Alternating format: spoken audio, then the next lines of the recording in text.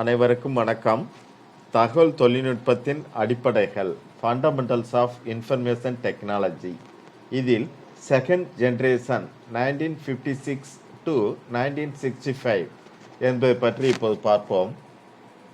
இவை நேரம் பகிர்வு மற்றும் நிகழ்நேர கணினி இயக்க முறைகள், மல்டி புரோகிராமிங் வசதிகளுடன் இரண்டாம் தலைமுறை கணினிகள் சில.